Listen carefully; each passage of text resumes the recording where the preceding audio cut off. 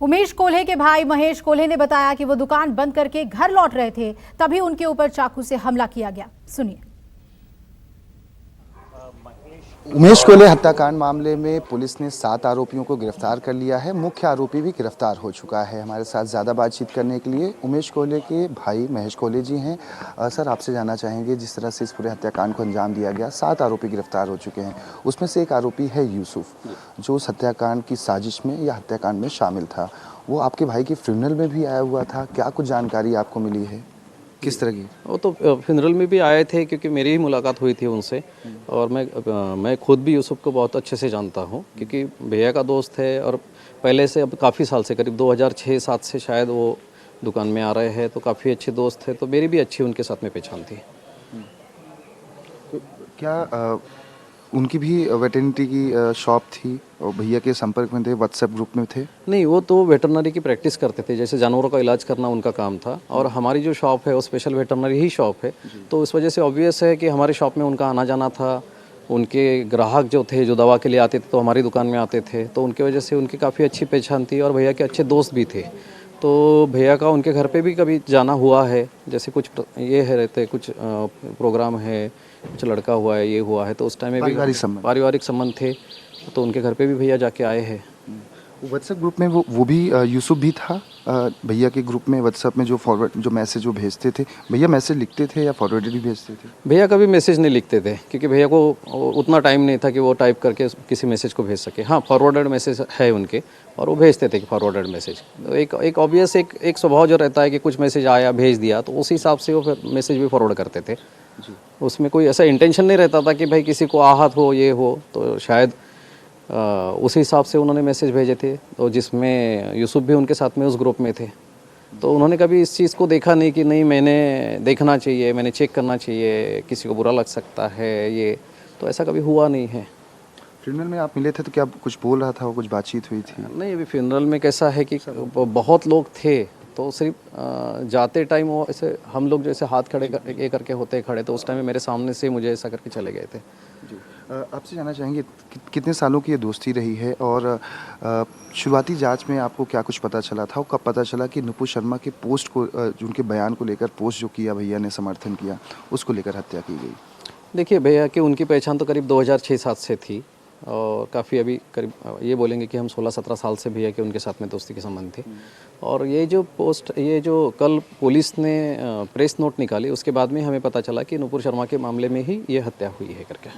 आखिर कट्टरता दिखती थी उनकी बातों में, या ऐसा कुछ कि लगे कि यार ऐसा कर सकते हैं, या कभी उम्मीद ही नहीं थी कि एक दोस्त के बारे में इस तरह की हीन भावना रखता है या उनकी हत्या करवा सकता है? नहीं, कभी कट्टरता तो दिखी नहीं ऐसे उनके इसमें कि भाई बहुत कट्टर है और कभी ऐसा है करके। और ये तो कभी अंदेशा हम कर ही नहीं सकते, दोस्त पे तो हम कभी डाउट ले ही नहीं सकते ना कि कोई दोस्त हमारी हत्या के लिए भी किसी को बोल सकता है करके।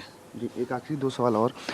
संकेत जब जा रहे थे, भैया आगे जा रहे थे, संकेत 15-20 फीट पीछे थे, उस वक्त के बारे में क्या कुछ संकेत ने आपको बताया? क्या कुछ जानकारी मिली कि ये लोग कहाँ खड़े थे, कैसे खड़े थे? जैसे 3 लोग जो है वो एक एंड में जो अंधेरे में खड़े थे, और 3 लोग जो है वो बाद में दिखे कि जैसे यहाँ से वो लोग निकले, तो उस टाइम में वो लोग बता रहे थे कि यहाँ से वो निकल चुके हैं करके।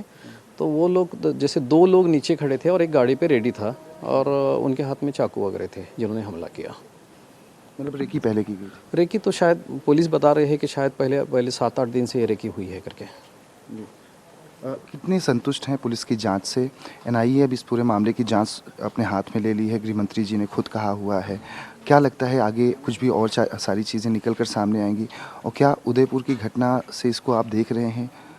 अभी ये तो बोलना मुश्किल है कि उदयपुर की घटना और ये घटना एक दूसरे से जुड़े हो सकते हैं, ये तो बोलना मुश्किल है। ये तो आगे जब जांच होगी, लेकिन हम संतुष्ट है कि कम से कम एनआईए इसमें आई है और इस पूरी प्रक्रिया को गति मिली है, और हमें एटलीस्ट एक रीज़न पता चला है कि किस रीज़न की वजह से भैया की हत्या हुई है।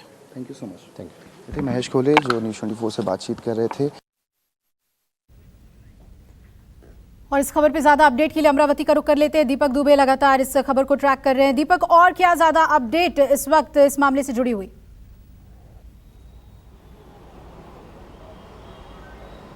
जी, आपको बता दें कि जो पुलिस से हमारी बात हुई है, इसमें उमेश कोल्हे की जो हत्या की गई थी, उससे 2 दिन पहले भी हत्या की कोशिश की गई थी 19 जून को और 20 जून को। 2 बार ऐसा था कि ये दो जो आरोपी थे इन्होंने पहले से ही प्लान करके रखा हुआ था कि उमेश कोले को किसी न किसी भी तरह से मौत के घाट उतारना है।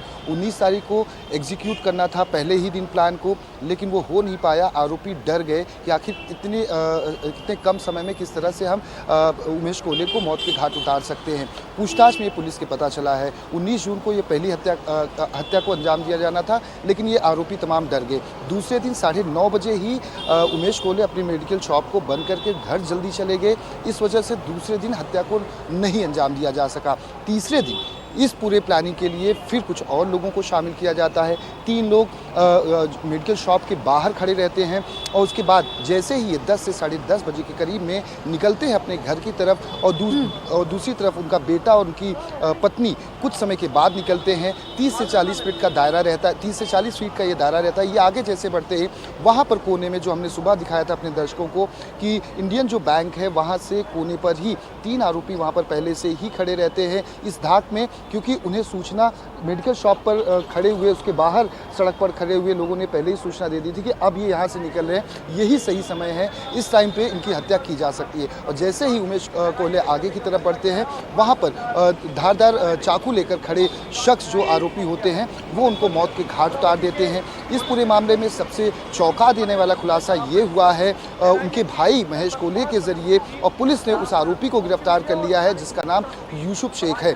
यूसुफ शेख 16 सालों से इनका दोस्त रहा है। कोले उनके घर जाते रहे हैं, यहाँ तक कि क्रेडिट पर ये दवाएं भी यूसुफ को दिया करते थे। ये वेटरनिटी जो पशु की चिकित्सा करते हैं उसकी यह प्रैक्टिस किया करता था यूसुफ, और 16 साल से ये दोस्त था। लेकिन इसने दोस्ती नहीं निभाई जिस तरह से उमेश कोले लगातार फॉरवर्डेड मैसेज भेजा करते थे, और यूसुफ भी उसी ग्रुप का एक हिस्सा था। इसने ही सबसे पहले पूरी प्लानिंग रची किस तरह से इनको मौत के घाट उतारना है। उसके बाद इसमें इरफान शेख को जोड़ लिया। इरफान शेख रहबर नामक एक NGO चलाता है। वो इस पूरे इलाके की बात की जाए, इरफान शेख जो है वो कोविड के समय में जो डेड बॉडीज़ होती थी या लोगों की मदद होती उस समय इसने बहुत सारे ऐसे काम किए हुए थे, जिसकी वजह से इसने एक अपना अलग सा नाम बना लिया था कि जहाँ पर ये मुस्लिम जी बिल्कुल दीपक, जैसे जैसे पूछताछ आगे बढ़ रही है कई खुलासे इस मामले में हो रहे हैं। तो हम नमस्कार, मैं हूं मानक गुप्ता। अगर आपको हमारा ये वीडियो पसंद आया हो तो इसे लाइक और शेयर जरूर करें, और हाँ, हमें सब्सक्राइब और फॉलो करना ना भूलें ताकि आप देश और दुनिया की कोई खबर मिस ना करें।